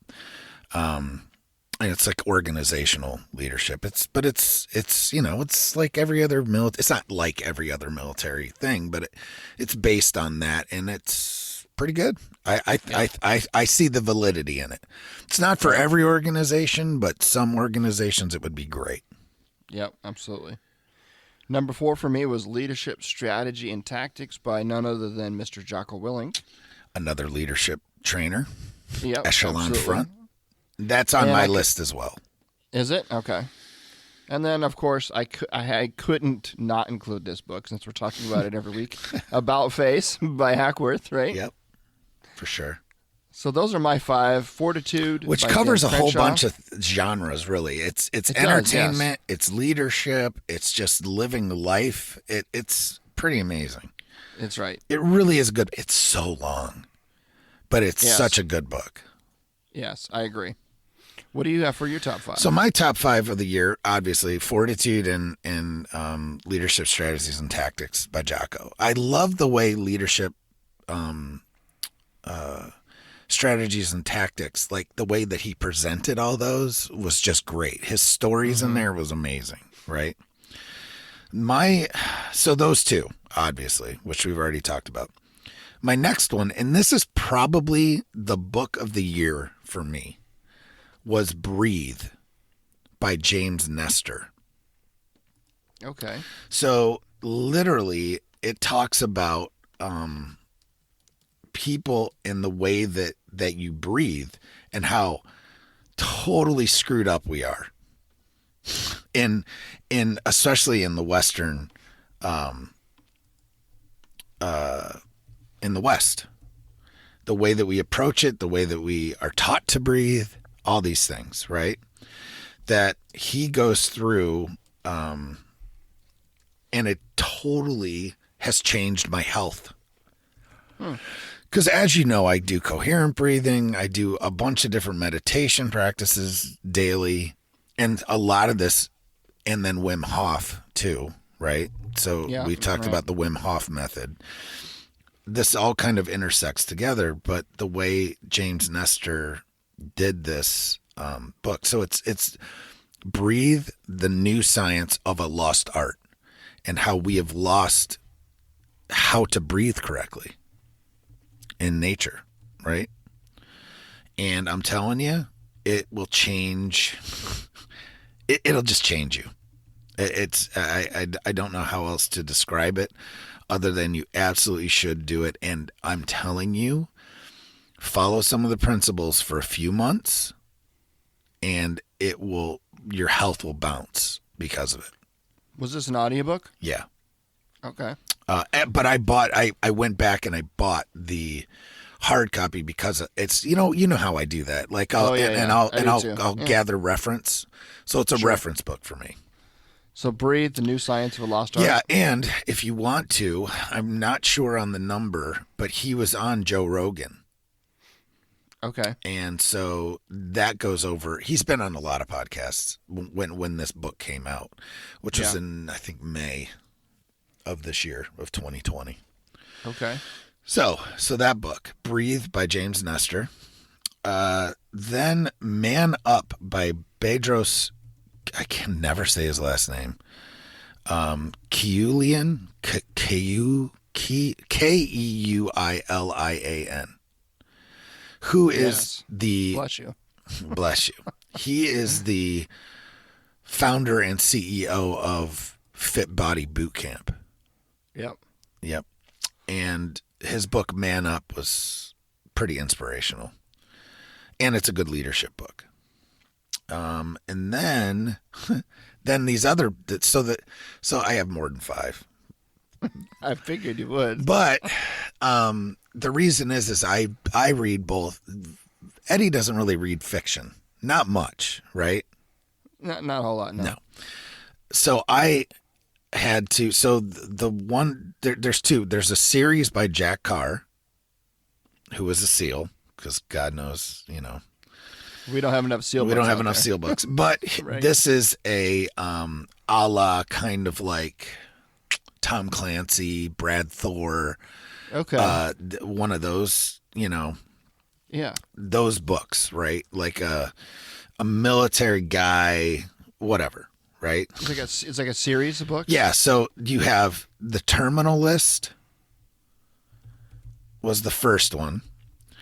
True Believer was book 2. And then Savage Son was book 3. Very good series. Okay. And I just... So it's a 3-book series? Yes. And then What's the third book actually called? it's a 4-book series, because he's coming out with the 4th one sometime this, like April this coming year. Okay. So I'm kind of overlapping. That book is on my to read books for 2021. Right, yeah. So, and that one's called The Devil's Hand. So what's the third one though? I didn't catch Savage that Son. And the 4th one? The Devil's Hand. The Devil's Hand. Got it. All by Jack Carr, Navy SEAL. All right. And then the last book, and this is a book this is the final book in one of my favorite series of books ever, right? Mm-hmm. And it's called Warlord by Bernard Cornwell. And this is part of there's a series made out of it called The Last Kingdom. I don't know if people have watched that, but that is based on it's 13 books total. Holy Jesus. Yeah. And it's basically like the Last Kingdom series. So yeah, and is the Warlord as part of the 13-book yeah, series? it is the last and final book. Oh, I see. Yep. What's the series called? There's been a couple different names, but it's basically The Last Kingdom. Okay. By Bernard Cornwell. Yep. So, and there is 13 books. This is the final book. And have you listened to all of them? I've read or listened or read all of them. Yes. Yeah. Yep. And this is more of a it is fiction. It's historical fiction, which is like my favorite genre of. Interesting. Yeah. So it takes place back in the 900s in England. Okay. So it starts in the Kingdom of Wessex. Oh, nice. And the island of Britain. So right. The main character's name is Uhtred of Bebbanburg. And Uhtred. Yeah. So he is he's the main character. I'm Uhtred, son of Uhtred. It's Uhtred, son of Uhtred's son of Uhtred. Going back 6 billion years. Right? Excellent, yeah. Yeah. So have you watched the Last Kingdom? I have, yes. Yeah, so that's what the books are based on. Interesting. And it's they do a pretty good job. And Bernard Cornwell, he's an advisor on the show. So right, okay. So he writes some of it, and yeah, it's just great. Okay, I didn't know there was a book series. Oh yeah, 13 of them. Yeah. Wow. All right, I'm gonna have to, because I did enjoy The Last Kingdom, the series. It's good. So and that's still coming back too. So Is it? Yeah. I didn't. It's hard to tell these days because a lot of things are getting canceled. Yeah. From what I've heard, there's shit being canceled before they even start. Exactly. Like they just put it out. Like they haven't even released it yet, and they're like, "Nope, canceled." Right. Yeah, like sorry. nobody's even seen it. What do you mean Right. canceled? Yeah. So those are my books for my best books of 2020. Best of 2020. All right. Now we're going to get into what do we plan on listening to, and this is just a starting point for me because obviously things change and evolve throughout the year. I'll start off with the list, and then by the time I get to the end of the year, I've listened to completely different books. But this is what I've got on my wish list on Audible anyway that I plan on listening to as I get credits each month. So my first one on the list is Greenlights by Matthew McConaughey, and this book was actually recommended by you, sir. And I am a fan of Matthew McConaughey. Now, I will tell you that just because you're a good actor doesn't make you a good author, and vice versa, right? So there's sometimes when an actor or some celebrity comes out with a book, I'm like, or all of a sudden you get a good author or famous book writer, and then they try to play in a movie. Wink, wink, Stephen King. And he awful. Aren't any good at all. So I'm very wary when there's that crossover. And I think I admire people that try to, cross over, unless it's like a straight up, like a memoir or a biography of you. If you're trying to write something else other than that, it can be a little bit sketchy. Yeah. But you have read this. I have. Was all and right? I actually loved the book, but caveat. Yeah, caveat. However, I couldn't listen to it. I like Matthew McConaughey, and I think he's a great actor. And it was narrated by him. And it's narrated by him, which is always, I pretty much, especially with nonfiction books, I pretty much won't listen to them if they're not narrated by the author. Right. Because how dare you? I mean, unless you can't speak, it's going to be better if you read your own book. And Stephen Hawking would be a perfect example. Exactly. That's right. But I don't know. It was like the rhythm that he read it in. It didn't resonate with me. So did it sound like you were watching a Lincoln commercial the entire time? Yes. Yes. And okay. You know what? I like it when he speaks and all that stuff. But reading the book, man, I didn't dig it. But so I stopped listening and I read it. And it's amazing. Like the lessons learned are great. Yeah. So I don't know. To each their own. Right. But that was me. You'll probably be totally fine with it. But me, maybe. I just kind of found it like, it just didn't jive well, like the way that he did it. So number 2 for me is Thanks for the Feedback, The Science and Art of Receiving Feedback Well. That's a big thing for me. Feedback. Who's that by? I didn't write the authors because it's like 4 or 5. Oh, okay, got you. Authors all contributed to this, so it's kind of like a collaboration of a bunch of different people of different disciplines, I guess. They kind of put this book together. So it's a book that was recommended to me by I forget who now, but I put it on my list. Thanks for the feedback. Because one of the things that I always try to learn more about, just for my own personal development, any manager out there that doesn't take seriously the feedback model with their directs is probably not that good of a leader, in my opinion. I think it's about being honest and candid, but also respectful with your folks. But giving feedback, but also accepting feedback and making a safe place by which to receive feedback is incredibly important. Yeah, for sure. Number 3 is Think Like a Monk, Train Your Mind for Peace and Purpose Every Day, and that's by Jay Shetty. Shetty. I've read this too. Is it good? It's very good. Okay, good. And then this one, this kind of piqued my interest after I watched a movie the other day. It was a movie based off of Edward Snowden. Is this the Oliver Stone movie? That smuggled the information out of the CIA. Excuse me. Yeah, so Permanent Record by Ed Snowden. I want to listen to that. I believe it's also narrated by him as well. So interesting. That one's on my list. It's not on my 2021 list, even though I will listen to it. It's there, but it's not there. Got it. And then the next, or my last one is Shoe Dog, a memoir by the creator of Nike, Phil Knight.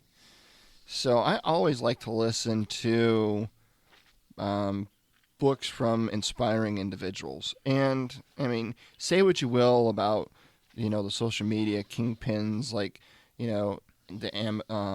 what's his name? Amazon guy. Bezos. Yeah, Bezos and Elon Musk and all those guys, right? I mean, it's kind of like a love-hate relationship with these guys. Mm-hmm. People either love them or they hate them. There's very little middle ground. And most people that hate them are just jealous of their successes and accomplishments in life. Mm-hmm. I find it very inspiring because they've basically done things.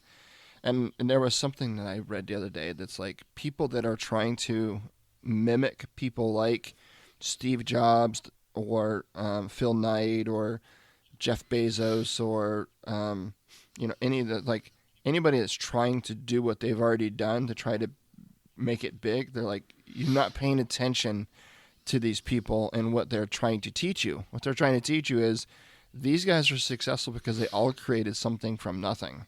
They didn't replicate something that was already there or do something better than something that was already in existence. They created something from nothing, which we've talked a lot about this whole concept of 0 to 1, right? Which is starting something from nothing, and incredible way to think about it. But those are my 5. Shoe Dog. Beyond Order by Jordan Peterson.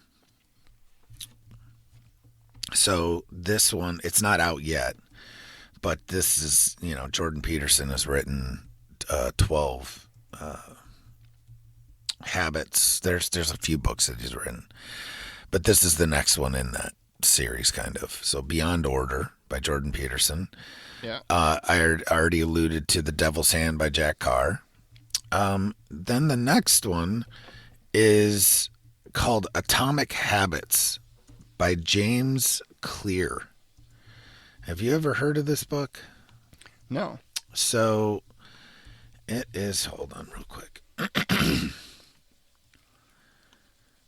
It's been out since 2018, but it's a proven way to build good habits and break bad ones. So this is one of my books. Once in a while I'll read the books like this. So it's a straight self-help book. Tiny changes, remarkable results. Atomic Habits. For some reason this one, it's got almost 21,000 reviews and it's 5 stars. So that pretty much tells you it's probably pretty good, right? Yeah. And then the last one, well, there's more than that, but Range by Davis Epstein. And I actually started that book this year, and I only got 1 chapter in, and for some reason I stopped, but it was super intriguing, right? So it's Range, which is why generalists triumph in a specialized world. So it's kind of counterintuitive to the niches are in the niches, right? So you hear people say this all the time.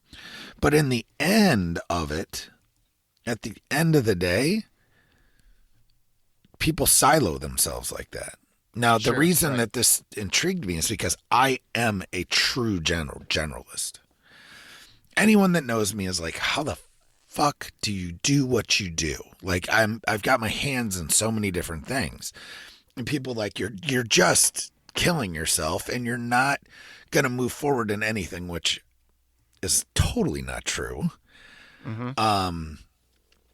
So to me, it was just, this is the psychology on why in the end, being a jack of all trades, master of none, Right. I was just going to say that. In the long game, you're way better off. And for me, what I found over the last 20 years, being such a generalist, is I can pivot on a dime and attack something totally new and have zero issues with it. It's the difference between knowing a little bit about a lot, or a lot about a little. And it's I know just enough to be dangerous. Yeah. It's like you got these, like you take the neurosurgeon example, right? You got this guy that's top of his class, neurosurgeon, knows everything about brain surgery, but the dude has no idea how to change the tire of his car or how to, you know what I mean? Right. Like, well, he probably makes enough money, doesn't have to worry about those things, but you get the gist of it, right? Yeah. I like to be a student of many things. Correct. And I don't really consider myself to be an expert or master at any really one thing. Nope. But I like to learn. I'm very much like you. I like a wider range. Right. Versus a deeper. It's either, how is your river a mile wide and an inch or two deep, or is it a mile deep and an inch or two wide? Well, what I like to be an pros expert and cons in, of both, right? What I like to be an expert in is human psychology. Right. Is the human existence, that being human, and why people do what they do and why. Right. Yeah. So this is my main frame of study: is why do you do, and how do you become better at that? How do you become better at being a human and a good member of society? Then the other stuff is all ancillary. It's you know who else is known for this? Well, there's two people. Actually, Elon Musk is very much like this. To an extent, he's just a goddamn wizard. That's his thing. He's not necessarily good with people, but he doesn't just focus on one thing. Duh. He's sending people to space. He's building electric cars. Right. All these other crazy things, right? So I would consider him a generalist. The other person that's famous for this and made a boatload of money because he has a system is Richard Branson. I mean, what the hell do records and planes have to do with each other? Right. Nothing, right? So in turn, if you're a good leader and you know people and you're good with people and you know how to motivate people, that's all that really matters, especially in business. You don't have to be. This is why you hire people. Because again, if you're the smartest person in the room, you're in the wrong fucking room. Right. I want somebody that if I'm in a room and we're talking about building bullets, I don't know. I know how to build a bullet. Like I know the theory behind it, but I'm going to hire someone or talk to an expert to build bullets. You know what I mean? So, right. So range, that's why. I like it. By David Epstein? David Epstein.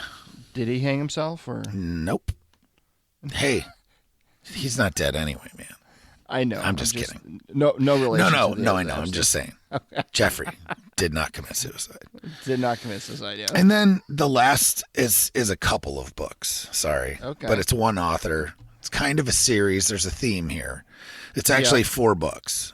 So I'm blowing your 5-book shit out. So it's actually 9 books. And it's all the books written by Dan Bongino. Life Inside the Bubble, Exonerated, Spygate, and Follow the Money. And Dan Bongino he's a former Secret Service agent that worked on Barack Obama's detail. Okay. And now he's a political commentator and author and has like basically one of the most successful podcasts on, the podcast sphere. I think the only one that's got more listeners might be like Rogan and like Ben Shapiro, right? So he's like top 5 for sure. Okay. And so he's also done deep dive investigations into this whole Russia Gate and Donald Trump, right? Yeah. And talked about, the ties with Hillary Clinton and all these things, right? So it's real stuff. It's him bringing forth the evidence on why, like the title of Spygate is The Attempted Sabotage of Donald Trump. Right. Right. So those 4 books. So is these like are they fiction, nonfiction? No, they're nonfiction. Nonfiction. Yep. Inside, what were the 4? Inside the Bubble. So Inside the Bubble, but that's his book about basically working for Obama. Okay, got it. So pretty cool. And then the next one is Exonerated, which is the failed takedown of President Donald Trump by the Swamp, right? Okay. And then Spygate, The Attempted Sabotage of Donald Trump. And there's 2 other authors with that, but let's just go with Bongino. Yeah. And that's the comprehensive story of how Obama administration, Hillary Clinton campaign, and foreign entities tried to sabotage the Trump campaign, right? Okay. And then the last one is Follow the Money, which was just released this year, I think. Yeah, in August. All right. And it is the shocking deep state connections of the anti-Trump cabal. So it sounds like this guy's a Trump supporter. Yeah, I think. Yes, he's definitely a right-wing pundit. But I can tell you a lot. Yes, he's run for Congress before. Okay, yeah. Down in Florida. I think he ran twice. I think he ran in Maryland and in Florida. Because he lives in Florida now. And now he's battling cancer too, so it's not good. Oh, no. Yeah. But either way, yeah. So he puts forth some pretty compelling evidence, I guess is the way to put it. Right. That other people won't talk about. So yeah. Very cool. So man. it's not that I believe him. I just like to get both sides of the story. Right. It's just one side. One side's not telling their story. That's the whole thing. It's like shadow. It's like doesn't exist. So yeah, whatever. I like it. So thanks for this little segment there. Go through our books. I always enjoy this because I always get some good reads out of it. And hopefully you as the listener do as well. And hey, if you got your top picks for 2020 and list of what you want to read or listen to in 2021, please let us know. We would love to feature some of those on the future shows. So send them on social media, whatever. That's right. You can connect with us on social media and let us know, or you can go to the website and drop us a note.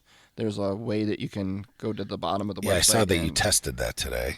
I did test that, yeah. Did you get it? I sure did. Yeah. And so I wrote you back one that says, hello. Yeah. So if you check your email, you'll see. All right, that's cool. Yeah, so talk to us. Let us know. We're also over on a Facebook group called Change Your POV Squad. It is a closed Facebook group, but if you go in there and request access. And literally every single platform that you could think of social media-wise, we are on it. So Twitter, Tumblr, Facebook, Instagram, Parler, Library, all of them. Go ahead. Nice. Yep. Knock yourselves out. All right. And finally, the archive episode spotlight of this week is... Yeah, a great one. Episode 34, Hovercraft Gunship Gunner in Vietnam with Russ Waltman, Part 1. This is a long episode. We did a long interview, so we broke it up into two parts, and this is a segment from the first part, Hovercraft Gunship Gunner in Vietnam with Russ Waltman. Let's give that a listen.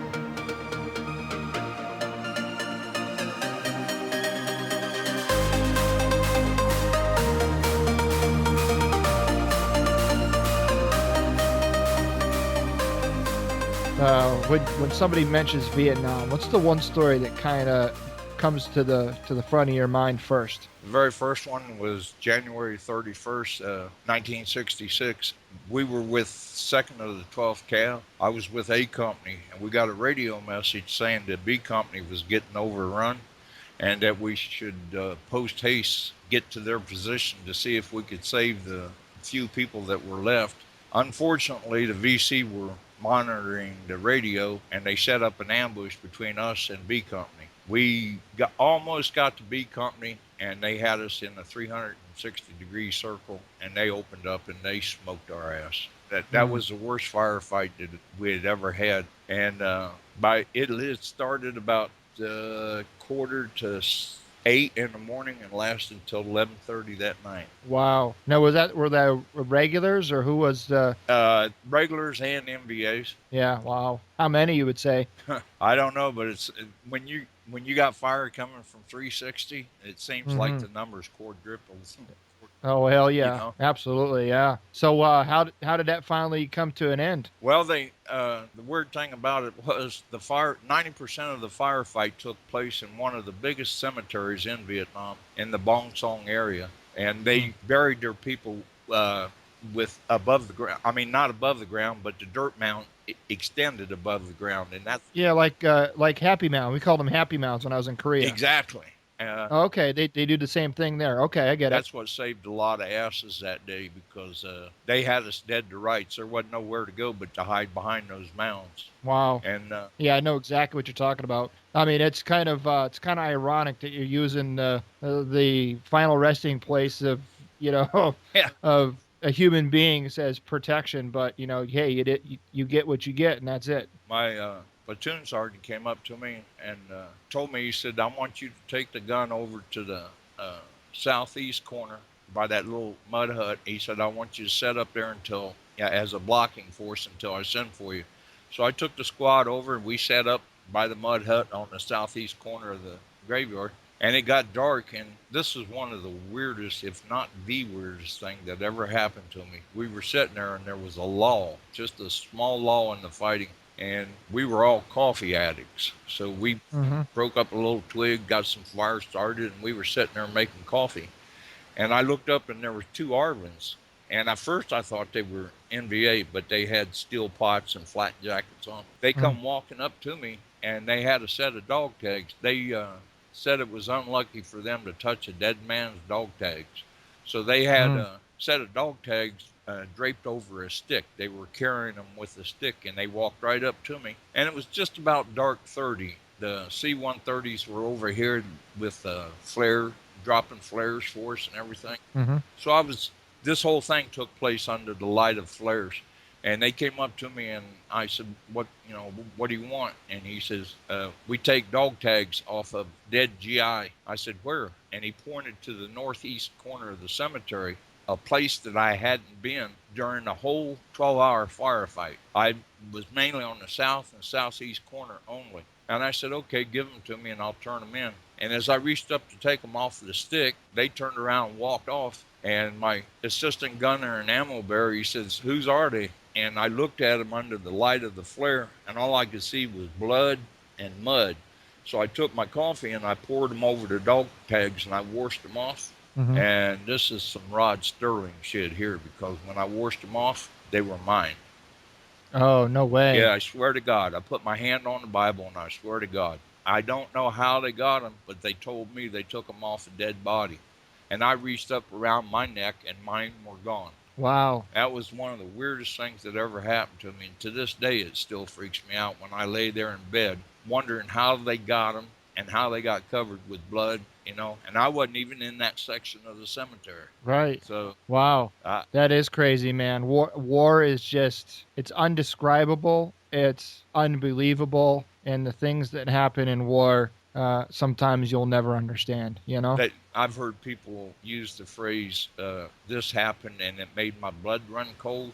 When I dumped the coffee on them dog tags and washed the blood and the mud off and seen my own name and serial number on them dog tags, my blood turned to ice water. It scared the living shit out of me. And I've never been able to shake that incident from my memory, and it's been 50 years now since that's happened. Hell yeah. Tell me you kept those dog tags. I got them hanging in the closet. It's my uniform.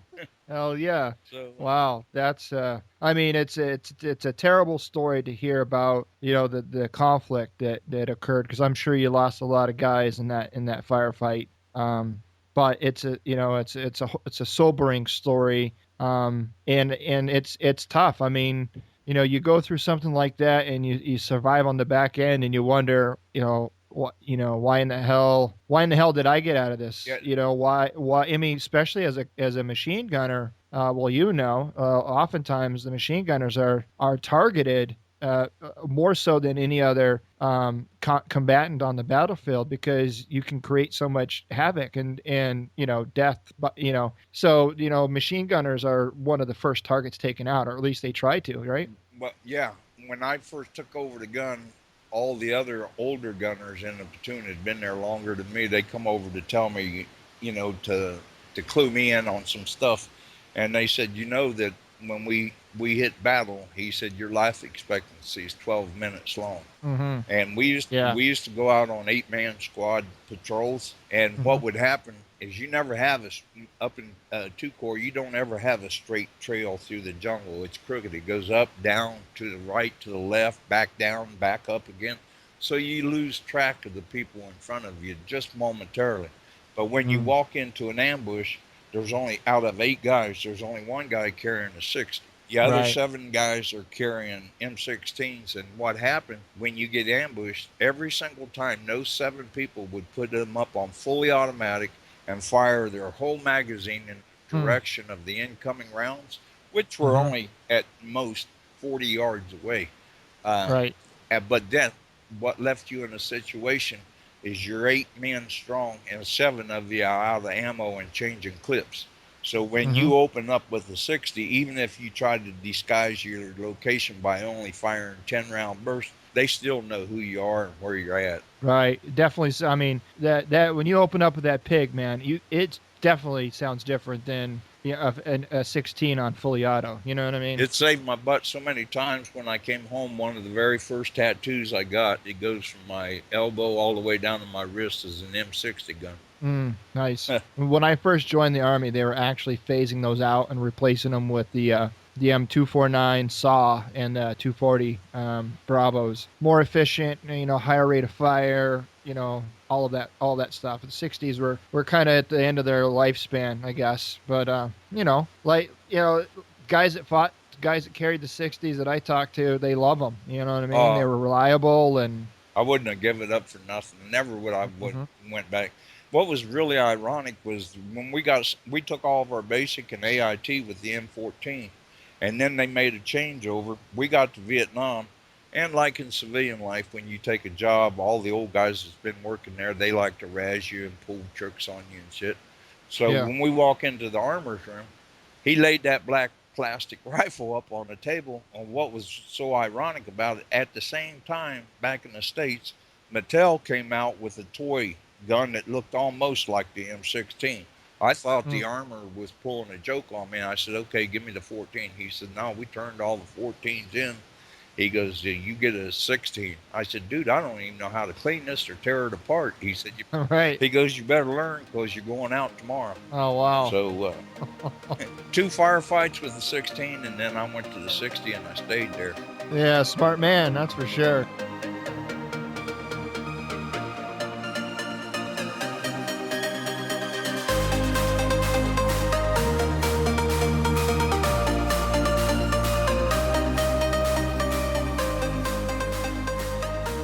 And we're back. I always enjoy interviewing, like we call old timers, right? The guys that kind of paved the way and came before us. It's always interesting because whenever you talk to a veteran outside of the era that you served, and you listen to the war stories, there's so many similarities. Yeah, and then you're like, wow, that's a little different though. Like, right, and then there's a lot of differences. It's like, what the hell is that? So it's really cool to see and make those connections of what was similar and what's different. It's really cool. But what's weird is, as I talked to this guy on the phone, before long, I forgot I was talking to an older guy from Vietnam. It felt like we were just sharing war stories, and it's an experience that I've had with multiple veterans of different eras. I've had a pretty lengthy conversation with a World War II vet one time at a restaurant, and all of a sudden, the age kind of disappeared and the era was blended, and all of a sudden it was just 2 Army guys telling war stories, and it was so you can relate to them. It's so weird. I enjoy that, but Yeah, definitely. and I think talking to veterans, like, I've talked with veterans before I had combat, and their stories are very high level, kind of skim the wave tops. It's, what do you call it? The protected stories, appropriate for PG listeners.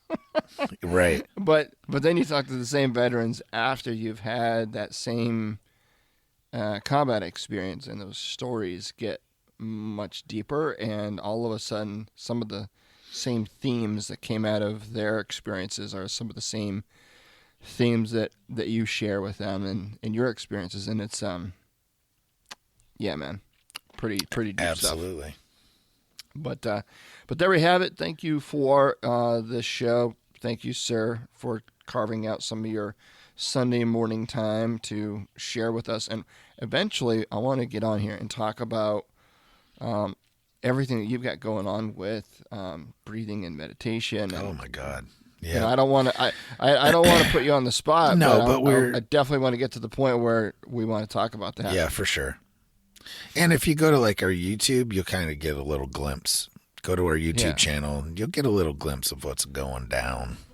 Nice. You may like it, you may not, but whatever. I find value, so. I do too. Very cool. Well, that's it. That's all we got. Tune in next week as we cover some more about face, some military news, topic of the week, and another throwback episode. Talk to you soon. Take care, guys and gals. Thank you for listening to Change Your Point of View podcast. Pull up a chair and get a seat at the table and be a part of the conversation.